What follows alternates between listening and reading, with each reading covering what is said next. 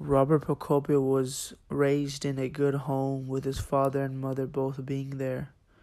His mother did her very best to keep him around the right people and keep him in church as much as possible. He was a good kid in school, never got into much trouble until he started hanging around the wrong crowd in high school.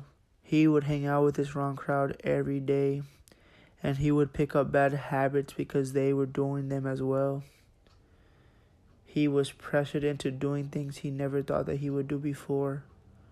He knew they were wrong, but he didn't want to feel left out or feel different, so he did them anyways. Eventually, the bad things he was doing that he once felt bad about became habits, and soon enough it became normal to him. It became who he was. Never did he think that he would become the man he was becoming, all because of the crowd he was hanging around with. Eventually, he graduated high school, and he wasn't sure what he wanted to do with his life. And all those friends that were once there to tempt him to do what was wrong were gone. He felt alone. He eventually met two people in his church, and they became friends. Every day they would hang out, and every day Robert would pick up on good habits that these two friends were doing.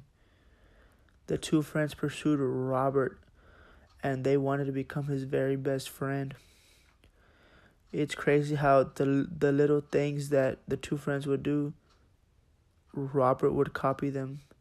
Things like read his Bible more, talk about Jesus to everyone, and now Robert was held accountable for everything that he was doing. These two friends actually cared about him.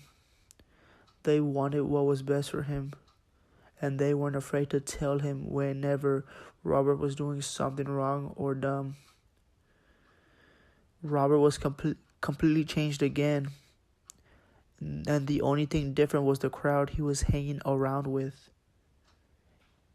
This was the man that he knew he should have been since the beginning, but he just needed the right friends to help him get there. His future was changed because of the friends he surrounded himself with. You become like the people you hang around, and they ultimately determine your future. The choice is yours.